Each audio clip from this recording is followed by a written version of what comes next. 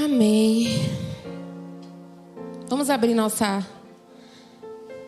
nossas Bíblias no livro de Apocalipse 22. Quem aqui já viu como tudo acaba? Quem já leu a última página da Bíblia? Amém? Hoje a gente vai ler ela de novo.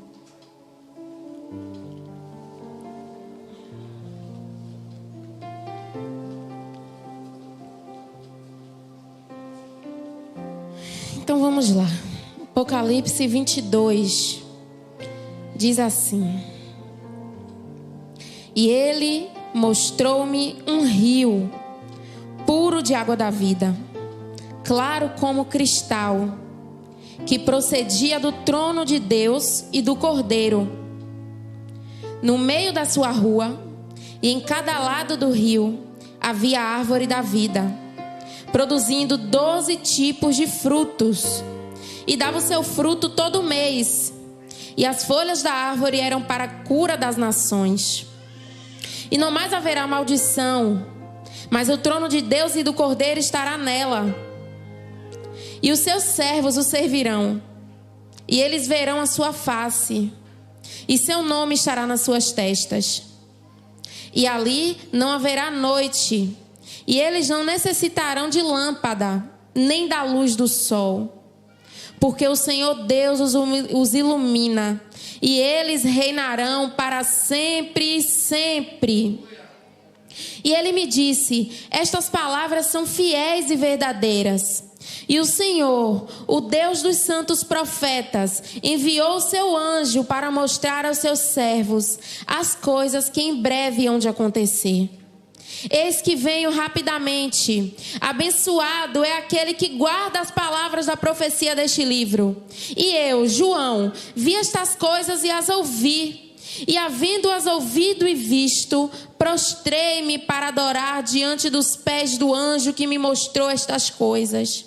Então ele me disse: atenta para que tu não faças isso, porque eu sou teu conservo e de teus irmãos os profetas e dos que guardam as palavras deste livro. Adora a Deus. E ele me disse: não seles as palavras da profecia deste livro, porque o tempo está próximo. Aquele que é injusto, continue sendo injusto. E aquele que é impuro, continue sendo impuro. E aquele que é justo, continue sendo justo. E aquele que é santo, continue sendo santo. E eis que eu venho rapidamente, e a minha recompensa está comigo, para dar a cada homem conforme a sua obra. Eu sou o Alfa e o Ômega, o princípio e o fim, o primeiro e o último. Abençoados são aqueles que praticam seus mandamentos, para que eles tenham direito à árvore da vida e possam adentrar pelos portões da cidade. Porque ficarão de fora os cães, e os feiticeiros, e os devassos, e os assassinos, e os idólatras, e quem quer que ama e pratica a mentira. Eu, Jesus, enviei o meu anjo para testificar-vos destas coisas nas igrejas. Eu sou a raiz e a descendência de Davi, e a brilhante estrela da manhã. E o Espírito e a noiva dizem: vem. E aquele que ouve diga: vem. E aquele que tem sede, venha. E aquele que quiser, que tome gratuitamente da água da vida. Porque eu testifico a todo homem que ouvir as palavras da profecia deste livro. Se algum homem lhes acrescentar alguma coisa, Deus lhe acrescentará as pragas que estão escritas nesse livro. E se algum homem retirar alguma coisa das palavras do livro dessa profecia, Deus excluirá a sua parte do livro da vida e da cidade santa e das coisas que estão escritas neste livro. Aquele que testifica estas coisas diz: certamente eu venho rápido. Amém, assim seja. Vem, Senhor Jesus. A graça de nosso Senhor Jesus Cristo esteja com todos vós. Amém. Amém. Eu quero glorificar a Deus por essa oportunidade de estar aqui falando da palavra dele. É uma responsabilidade muito grande estar aqui para falar do amor de Deus e da palavra de Deus. Eu quero honrar a vida do meu apóstolo, da minha pastora. Quero agradecer a eles por acreditarem sempre, por me impulsionarem, por me abençoarem. Amém? Vamos orar? Senhor, meu Deus e meu Pai. Meu Deus, nesse momento, eu coloco diante de Ti, Senhor, esta pequena serva. Eu coloco e apresento a Ti a sua igreja, o corpo, Senhor. Te peço que nessa noite fale aos nossos corações. Me use como o Senhor bem quiser. Que o Senhor possa me esvaziar de todos os meus achismos, de todas as minhas certezas que não servem para nada. E possa trazer do céu, meu Pai, do seu trono, aquilo que o Senhor quer falar com seus filhos. Em nome do Senhor Jesus, repreenda, Senhor, do nosso meio todo roubador da palavra, todo deturpador da palavra, todo aquele, meu Deus, que vem para causar distração, confusão no meio do teu povo. Que essa semente seja lançada e frutifique, Senhor, nessa noite. Em nome do Senhor Jesus eu te peço. Amém. Amém? Pode sentar. E o tema dessa noite é: eu já sei o final. Você já sabe o final? Quem não sabia acabou de saber, né? O último livro, a última página. Então, eis que vos apresento o final. Esse é o fim para aquele que for vencedor, para aquele que se mantém firme na revelação do Evangelho, para aquele que crê no Filho de Deus. Esse é o fim para quem guarda as palavras do livro da vida. E termos essa palavra, esse livro à nossa disposição, é um privilégio. É um privilégio a gente poder ler a última página desse livro. Essa revelação que o Senhor deu a João. E na nossa caminhada cristã, apesar de lermos aqui Apocalipse, calma, eu não vou pregar sobre Apocalipse propriamente, mas eu vou falar a respeito da caminhada cristã. Para chegar até o portão celestial, nós temos que passar, né, por um caminho. E nessa caminhada a gente se depara com muitos obstáculos, com muitos problemas, com muitos desafios. E eu separei aqui 3 coisas que nós precisamos fazer para nos manter nesse caminho. Permanecer no propósito, permanecer na promessa e permanecer vigilante. São essas 3 coisas que a gente precisa fazer na nossa caminhada para chegar até esse final maravilhoso, para chegar até a entrada do portão celestial. Permanecer no propósito, santidade.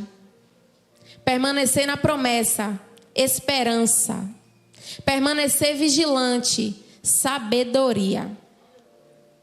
E qual é o propósito da sua vida? Qual é o propósito da sua existência? Em Efésios 1:3, diz a palavra de Deus que o Senhor nos criou para louvor da sua glória. E permanecer nesse propósito não diz respeito somente a servir na igreja, não diz respeito a somente cargo eclesiástico. Inclui isso, mas não é sobre isso.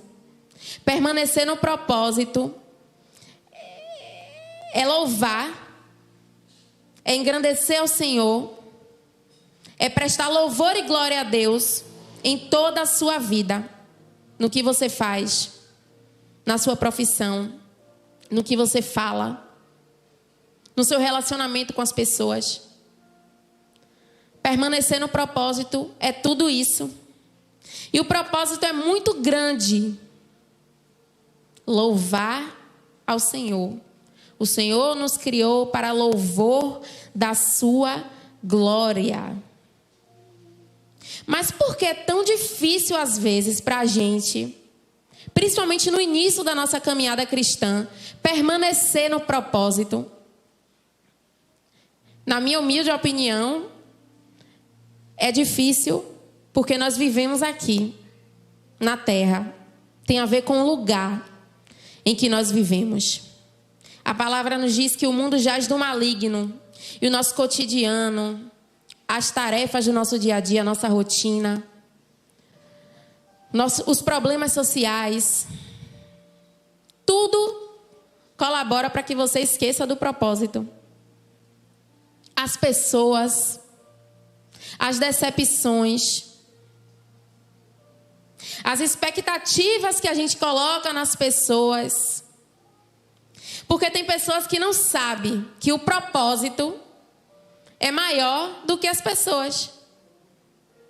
O propósito é maior do que aquilo que te feriu. O propósito é maior do que aquela pessoa que te enganou. Muitas vezes dentro das igrejas. Quantas pessoas a gente vê desistindo do propósito? Porque se feriu dentro da igreja, porque se decepcionou com o pastor, porque foi enganado por um irmão. Simplesmente esquece que o propósito para que foi criado é para louvor da glória do Senhor. A palavra de Deus diz em 1 Tessalonicenses: não apagueis o espírito. E eu me peguei pensando em como alguém pode apagar o espírito? Como alguém pode apagar o espírito? E aí eu comecei a pensar, digamos que o espírito seja uma chama dentro de nós e o fogo precisa ser alimentado para se manter aceso. E tudo que acontece, tudo isso que eu citei de pessoas, de expectativas, de coisas que nos acontecem, tudo isso faz com que a chama do espírito seja apagada de dentro de nós. Quem aqui concorda? Vai se apagando. Vai fazendo com que você esqueça do propósito.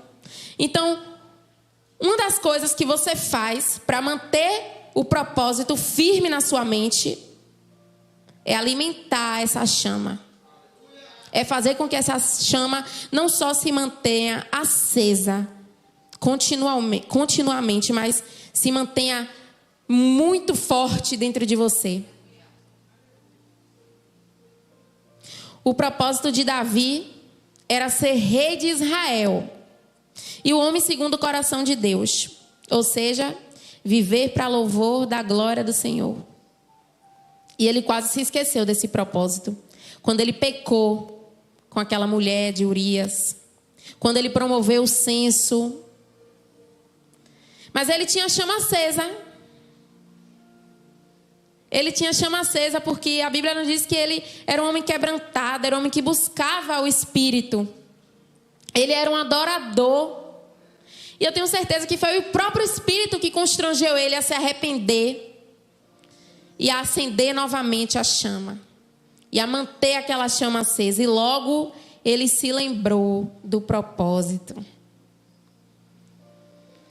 Tem cristãos que se apaixonam pelo mundo, pelos prazeres, e saem do caminho em consequência disso. Levantam ídolos para si. E o que é o ídolo? Não é só escultura, não. Ídolo é o dinheiro que você começa a ganhar. Ídolo é o status que você começa a ter. Ídolo é a vaidade. Terra. Carne apagando o espírito. Tudo isso. Os mais jovens principalmente devem vigiar para não esquecer o propósito. Porque o que a Bíblia diz? Que as paixões deles são fortes. Não corra o risco de se apaixonar pela terra durante a caminhada cristã e se esquecer do propósito. Amém? Então entendemos aqui que o primeiro passo para chegar até aquele final é permanecer no propósito. E o que é que eu faço para permanecer no propósito? Adoro a Ele com o meu modo de viver, não permitindo que a terra me dê cidadania, porque eu não sou cidadã da terra. Eu sei o final. Eu sei o meu destino. Não esqueça do propósito. O propósito é mais forte que pessoas. O propósito é maior do que tudo. Para as mães é muito difícil ouvir isso, né? O propósito é maior do que seu filho, que você ama tanto. Para a mãe é difícil ouvir. O propósito é maior do que a sua família, do que o seu marido.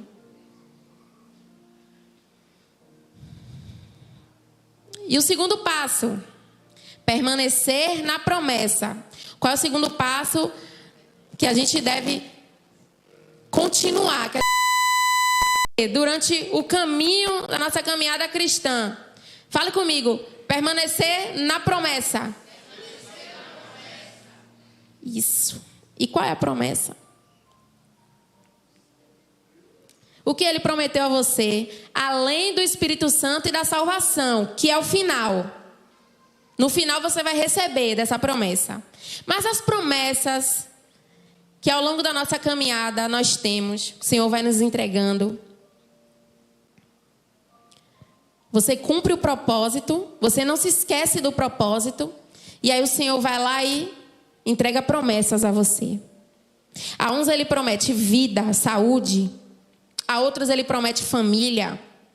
Ainda a outros ministério, filhos, prosperidade. E o que é que te faz e me faz permanecer nas promessas dele? Não permanecer, desculpe, nas promessas dele para as nossas vidas. Duas coisas: o tempo e o inimigo. Diga comigo, o tempo e o inimigo. Essas duas coisas nos fazem sair do caminho, esquecendo da promessa. O tempo e o inimigo.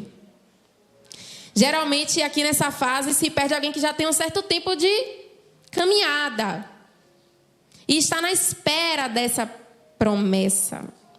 Essa fase é bem conhecida, o tempo de Deus. Tem até uma música, né, muito bonita. O tempo de Deus na minha vida. E a Bíblia diz que ele é o alfa e o ômega. O princípio e o fim. É ele quem determina os tempos e as estações. Que os frutos são dados na estação própria. E estação própria merece a nossa atenção. Porque remete a frutos. Estação própria. Recompensa pela espera. Estação própria. Mas também remete a amadurecimento. Gratidão porque plantou e regou. E quantos caíram porque não esperaram a estação própria? Quantos caíram no caminho porque não tiveram paciência de esperar o tempo, a estação própria? Eu já vi muitos caírem. E às vezes nem sabe que está caído. Inclusive eu já vi aqui na igreja. Pessoas que não esperaram o tempo certo, a estação própria para dar os frutos. E queriam tirar o fruto verde do pé. E se precipitaram. Quem aqui conhece alguém que se precipitou no meio da caminhada?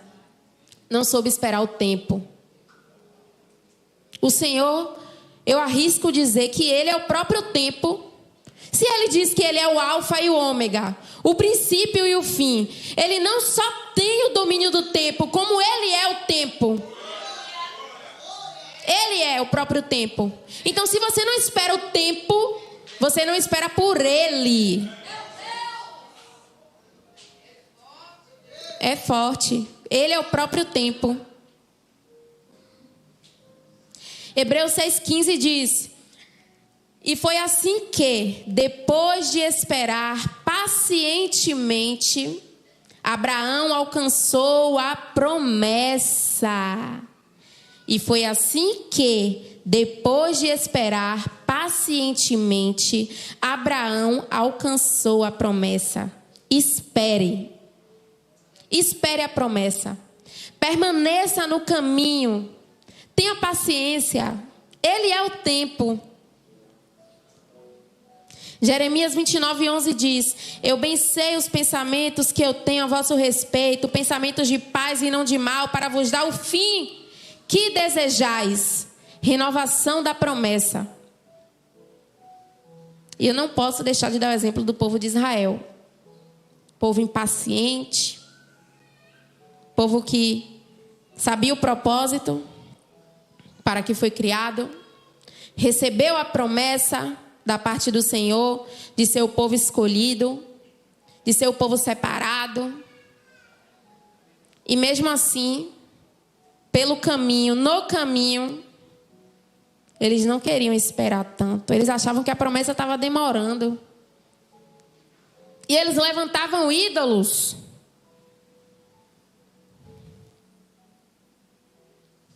E eles buscavam formas, atalhos, e não permaneciam no caminho. E o que foi que aconteceu com esse povo? O caminho se tornou muito mais longo do que deveria ser. Um caminho que era para ser curto, de vitória, de êxito, por causa da promessa, se tornou um caminho longo, doloroso. O povo se corrompia porque não esperava. Não tinha paciência, como teve Abraão. E o Senhor permitia que os povos se levantassem para castigar eles. O inimigo escravizava, humilhava. E quantos padeceram no caminho por causa disso? Nos nossos dias, não é diferente. Quando desacreditamos ou esquecemos das promessas, nós nos afastamos da presença. E aí nos deparamos com os inimigos. Para cada atalho que você tentar pegar, por sua falta de paciência, de não esperar o cumprimento da promessa, vai ter um inimigo lá grandão, sem medo, te esperando na curva. E o Senhor vai estar lá vendo tudo e permitindo. Assim como aconteceu com o povo de Israel. Ah, não. São muitos problemas. Esse deserto é muito quente, não tem água, não tem comida. Estou enjoada do maná. Esquecia da promessa. Era maior. A terra que emana leite e mel. Não podia suportar. Ah, irmã, mas você não sabe o que eu passei. Foi muito doloroso. Foi muito humilhante. Esperar é muito ruim. Eu acredito na promessa. Quem aqui acredita na promessa? Eu acredito na promessa. Esses dias foi um rapaz lá na loja. Um senhor, na verdade, não é um rapaz, que ele já tem 59 anos. E aí foi primeiro sozinho, depois ele levou a esposa e... A esposa evangélica. E ele desviado. E aí ele disse assim: vocês são cristãos? Douglas é cristão? Nós somos. Ah, eu sou cristão, mas eu não vou para a igreja não. Ela vai, mas eu não vou. Aí, meu irmão, parece que acende um negócio dentro de mim que eu fico pedindo para o Senhor me segurar. Meu Deus, me trata. Aí começa a subir aquele negócio. Aí eu não vou falar, não vou falar. O menino fica lá: não fala de política e de religião aqui dentro da loja com Geisa, pelo amor de Deus. E aí ele disse que a esposa congregava e ele não. Que pastor, aquela velha conversa. Aquela velha conversinha que pastor é tudo ladrão, que não precisa ir para a igreja, que tem Deus no coração, que serve a Jesus, que conhece a palavra. Inclusive me disse que já leu de Gênesis a Apocalipse. Que legal! E a parte que a Bíblia diz que você precisa congregar, que é que você achou dessa parte? Gaguejou, aí gaguejou, eu entro. Pronto, pego ele. Os meninos... Não, pastor, enriquecimento ilícito. Cada um dará conta de si. Aí ele me confessou que teve depressão, que quase morre e que entrou na igreja. Foi buscar o caminho. Recebeu a cura. Hoje está bem. E deu vazar. E agora o pastor não presta. E agora Jesus não precisa do pastor para fazer nada na vida dele. Ele não precisa de ninguém, porque agora que ele recebeu a cura através da igreja, ele sai do caminho, porque Jesus acompanha ele em qualquer atalho que ele entre. Quantos aqui já pensaram assim? Entrou na igreja, recebeu a cura, recebeu a revelação do Senhor, através da vida de um pastor, através da comunhão de uma igreja, e depois, saiu do caminho. Esqueceu da promessa. Não suportou.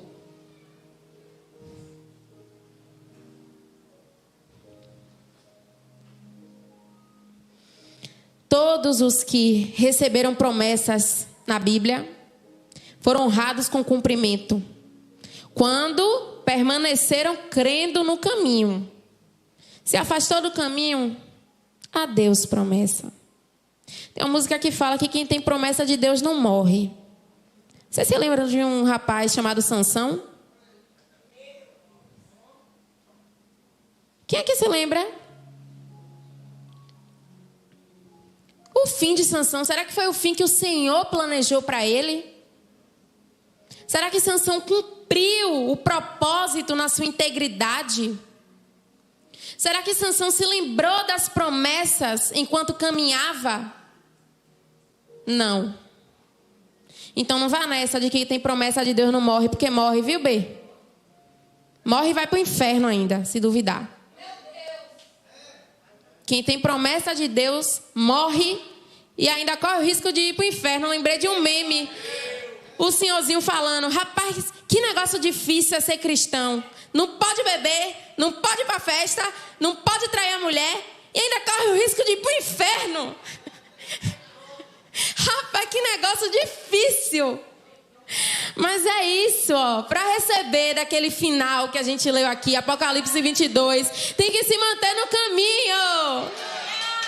Tem que se manter no caminho.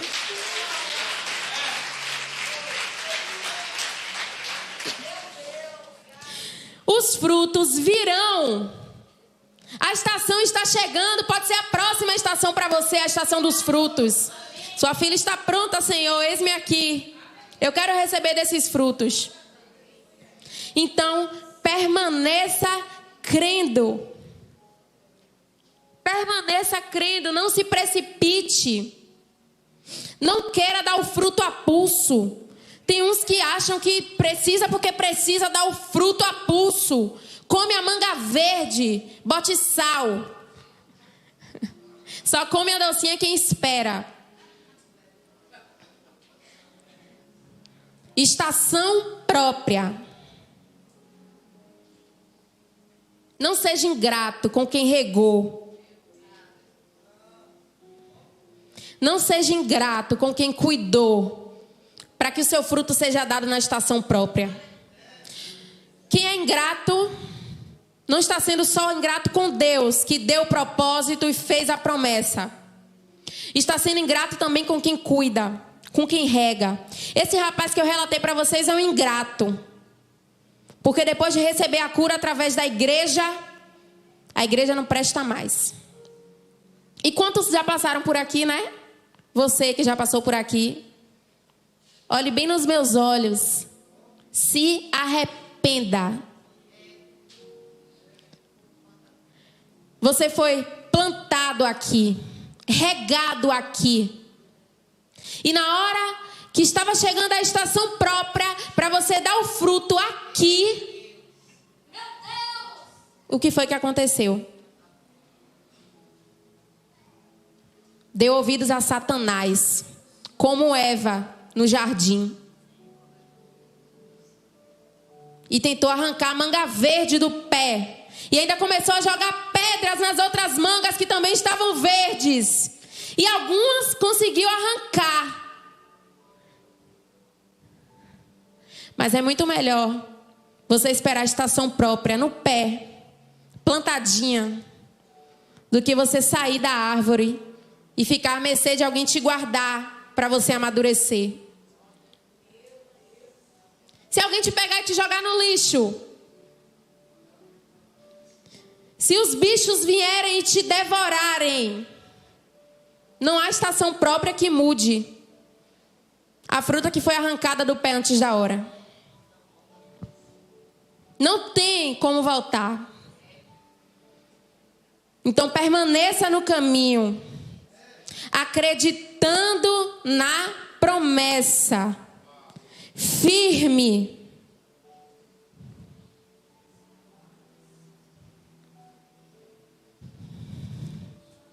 Salmo 1 diz: pois será como a árvore plantada junto a ribeiros de águas, a qual dá o seu fruto no tempo, e as suas folhas não cairão, e tudo quanto fizer prosperará. E está aí de onde vem a força que a gente tem para permanecer. Esses ribeiros de água. É o Espírito que te enche e faz a sua raiz ficar forte. Mesmo naquelas estações de ventania, de sequidão. Aquela estação que está difícil, que só misericórdia, que Senhor, eu não aguento mais. Você aguenta. O inimigo pode até olhar e diz: virou palha, seca, vou espalhar. Agora é a minha hora. Mas o que ele não sabe é que você está plantado onde tem ribeiro. Ribeiros de águas. Ribeiros de águas. Suporte a estação fria. Suporte a ventania. Suporte. Pode até parecer por fora. Há esperança. Ribeiros de água, Espírito Santo. O Espírito. O Espírito. Ele está te alimentando e te preparando para frutificar. Às vezes a gente não entende essas estações. Às vezes a gente não entende o porquê, Senhor, eu tenho que passar por isso. Eu estou no caminho. Eu não esqueci do propósito. Por quê, Senhor? Eu tenho até uma promessa. Mas você está sendo preparado para frutificar. Mas só frutifica na estação própria. Então suporte. Amém? Então eu permaneço no propósito, adorando ao Senhor com a minha vida. Permaneço na promessa, sabendo que o Senhor é o dono do tempo e faz tudo na estação própria. E agora eu permaneço vigilante. Sede sóbrios, vigiai, porque o diabo, vosso adversário, anda em derredor, bramando como leão, buscando a quem possa tragar. Permanecer vigilante. Essa permanência aqui se aplica principalmente para quem já está há muito tempo na caminhada e acha que já suporta tudo. Não esqueceu do propósito. Já recebeu as promessas. Já tem uma certa habilidade no caminho. Vigiai. Porque Satanás sabe que ele não vai desfrutar daquele final que a gente leu em Apocalipse 22. E ele vai fazer de tudo para que quando você chegue nessa fase, quando você recebe a sua promessa, na caminhada cristã, no caminho, ele vai usar de todo tipo de artifício. E os principais artifícios que ele vai usar são traços da sua personalidade. Coisas que estão dentro de você. Ao que é orgulhoso, ele vai fazer com que se sinta ferido. Ou fazer com que tenha seu ego inflado e se desvie do caminho. Ao que é religioso, ele faz com que encontre pecado em tudo e em todos, menos em si próprio, e se desvie no caminho. Ao que é falastrão, vai fazer com que peque falando todo tipo de asneira e se desvie no caminho. Ao que é preguiçoso, vai fazer com que não leia a Bíblia, não ore, não venha à igreja e morra espiritualmente aos poucos, se desviando do caminho. E ao que se acha inteligente, se perde na sua própria sabedoria. Vamos a um exemplo? Salomão. Salomão, Provérbios, Eclesiastes, tantos ensinamentos. O homem mais sábio. O que foi que o inimigo usou contra a vida dele? Aquilo que ele mais gostava. Quantas mulheres e quantas concubinas mesmo? 700 mulheres e 300 concubinas? Precisava de muita coisa. O diabo dizer a esse cidadão do caminho, gente. Precisava de mais nada. 700 mulheres e 300 concubinas. E depois de andar no caminho com tanta sabedoria no início, com tanto zelo, construiu aquele templo, obedeceu tudo que o seu pai lhe ordenou, foi diante do Senhor e pediu aquela sabedoria. Recebeu o propósito, recebeu a promessa. E no final, quando achava que já era dotado de toda a sabedoria, sabedoria demais até... se lascou, caiu, pecou. Então é isso que o inimigo faz. Ele usa coisas que já estão no seu ambiente, sentimentos que já estão dentro de você, para que você se desvie do caminho. Eu conheço várias pessoas que se desviaram do caminho quando ninguém achava que a pessoa ia sair da igreja, vai morrer crente. Caiu. Se achou sábio demais, se achou forte demais. Temos que tomar muito cuidado. E hoje, tem até uma pessoa que eu brinco quando eu falo dessa pessoa. Eu falo assim, teologia by fulana. A palavra escrita por fulana. Porque ela se acha a mais inteligente, a mais sábia. A que descobriu a Bíblia e a teologia. Inclusive, pode ter sido ela que achou os rolos do Mar Morto. Ela que deve ter traduzido a Bíblia para o português. Porque saiu da igreja achando que ela sabia tudo mais do que todos nós aqui juntos. A mais inteligente. Aliás, eu não sei porque ela ainda não está em tanta evidência. Porque uma inteligência desse tamanho, uma pessoa tem que estar em muita evidência, né? Que descobre tantas coisas. Heresia! Talvez essa pessoa não saiba o significado de heresia em si. Ou está louca. Mas você sabe que é você, né? Você sabe que é você. Teologia by fulana. Inteligentíssima. Só esqueceu de ver aonde caiu. E deixou o diabo entrar. Só esqueceu quando pecou e teve alguém para te dar a mão aqui. Agora é fácil ser teóloga na internet. Mas já dizia Salomão, vaidade das vaidades, tudo é vaidade. E eu tenho refletido muito a respeito dessa palavra. E eu me entristeci muito, não vou mentir. Porque no final, quando a gente para, tudo é vaidade mesmo, gente. Tudo. Tudo o quê? O que você come, o que você veste, o que você pensa, o que você deseja, o marido que você quer escolher, o carro que você quer ter, o que você fala. Tudo é vaidade.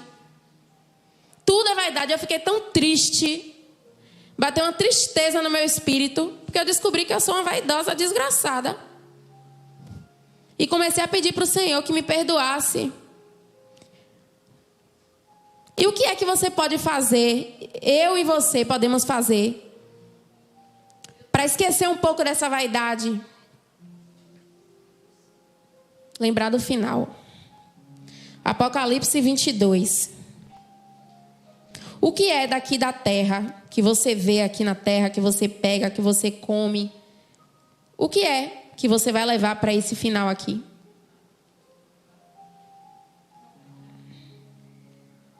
Nem lâmpada lá você vai precisar, meu irmão. Nem sol você vai precisar, porque a glória do Senhor vai iluminar, não vai ter noite.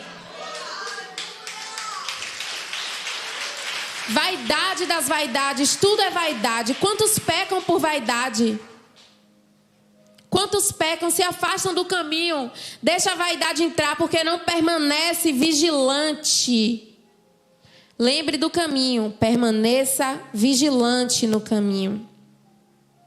São muitas ciladas todos os dias que o inimigo das nossas almas prepara para você cair, para você achar que tem tempo, para você desanimar. E ele começa, lembre-se disso, por aquilo que você já tem dentro de si. Essa pessoa que eu citei, algo que já era dela, vaidade, a achar que já era inteligente demais. E aí caiu, que o inimigo deve estar dando risada até agora. Eu dou risada hoje também, me perdoe, Senhor, até. Porque se torna uma ignorância tamanha que você só consegue ter pena. Salomão não sabia de tudo, tanto que caiu e era o homem mais sábio. Quem somos nós para achar que sabemos de tudo, que podemos julgar um povo separado por Deus?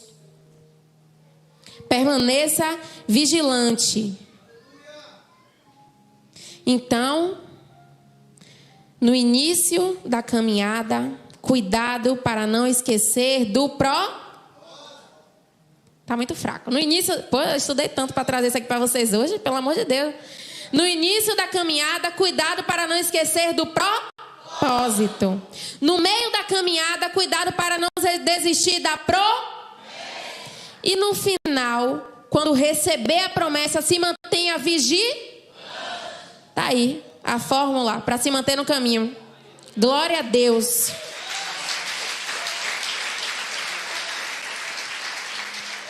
Mas, e aqueles irmãos que acham que podem entrar e sair do caminho? Tem uma palavra específica como flecha para os corações desses irmãos. Hebreus 6, a partir do versículo 4. Pode colocar na tela, por favor. Hebreus 6, a partir do 4.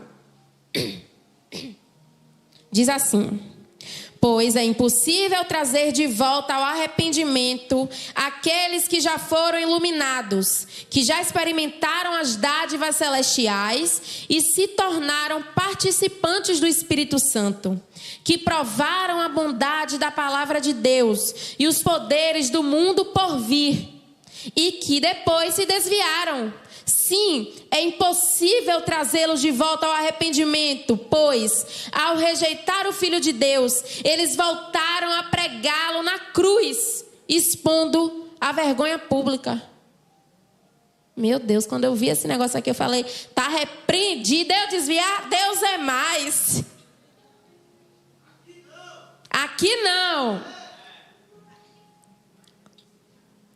O que é isso? Você já experimentou do poder de Deus? Através do Espírito Santo?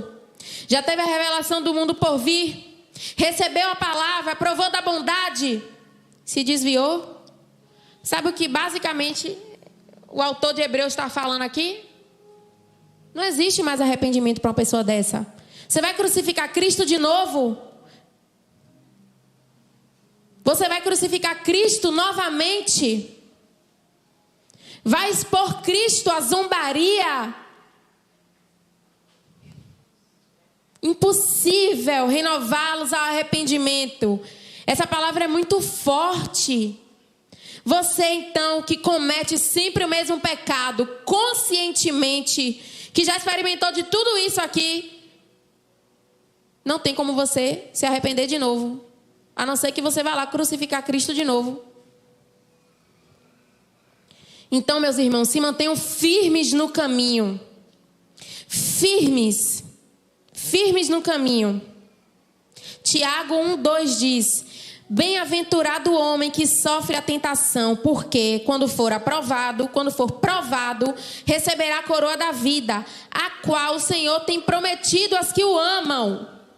Na nossa caminhada cristã, nos deparamos com muitos obstáculos, vales, desertos, mas nós precisamos nos manter no caminho até a entrada dos portões celestiais.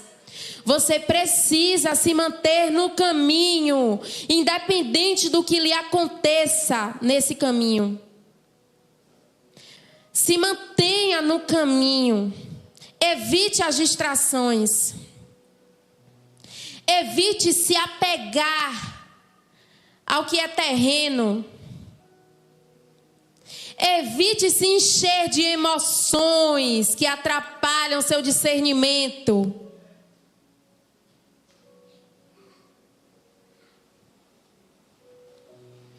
O propósito é maior do que tudo. O propósito é maior do que tudo. No final você já sabe o que espera. Além do rio azul. Eu estou muito apocalíptica. Mas é porque está me vindo um senso assim de que a qualquer momento o Senhor pode me levar. Quem sabe do amanhã? O tempo pertence a quem? A Ele. Se porventura Ele quiser levar você, hoje ainda, não pode falar tão invisível, Deus é mais. Não adianta. Se chegar o dia, não tem invisível certo. E eu estou pensando muito nisso. Se o Senhor me levar, eu falo a Douglas, se eu for primeiro do que você,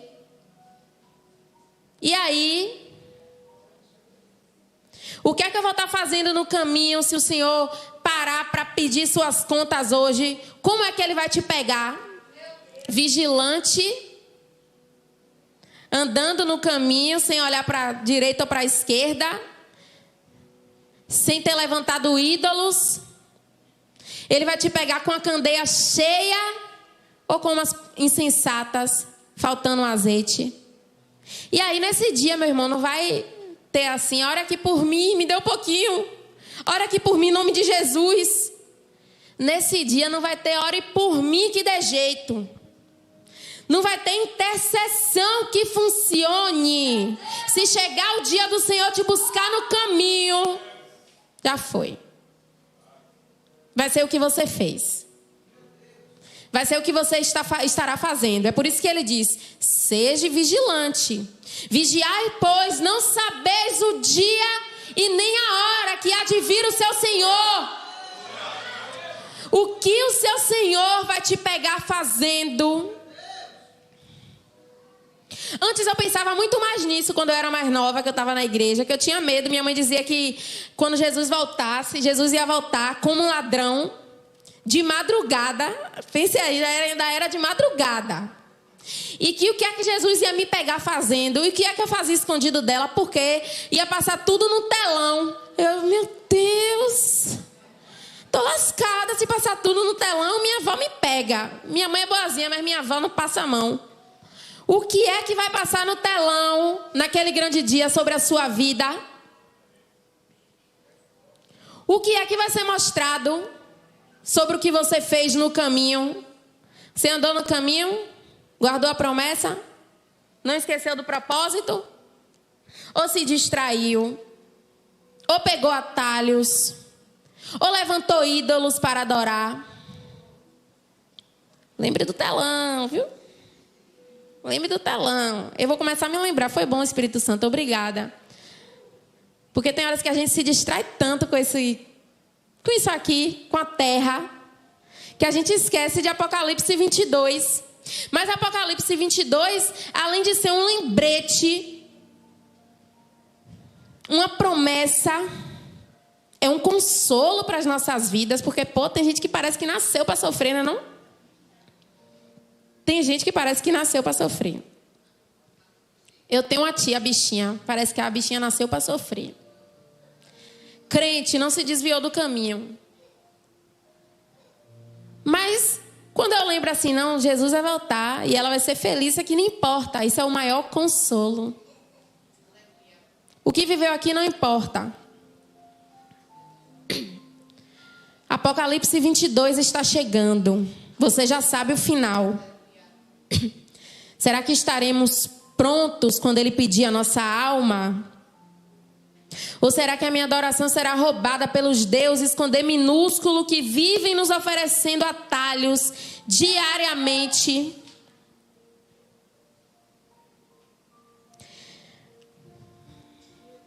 Permanecer no caminho. Já sabemos o final. Precisamos permanecer no caminho. E só é possível chegar... Meu tempo acabou. Glória a Deus, a pregação também acabou. Só é possível chegar em Apocalipse 22 através de Cristo, porque Ele diz: eu sou o caminho, eu sou a verdade, eu sou a vida. E ninguém vai ao Pai, ninguém chega ao portão celestial, senão por Ele. Se coloque de pé em nome de Jesus. Aplauda bem forte o nome dEle, porque Ele é o caminho. Ele é o caminho e nós escolhemos estar nesse caminho. Eu escolhi estar nesse caminho. Feche os seus olhos, você que escolheu estar nesse caminho.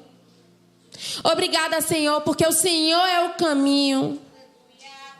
Obrigada, Senhor, porque o Senhor nos deixou a sua palavra, Senhor, que nos diz o início, o meio e o fim.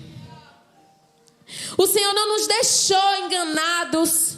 Nós temos respostas, Senhor. Nós temos respostas. Nós sabemos para que fomos criados. Nós temos as suas promessas.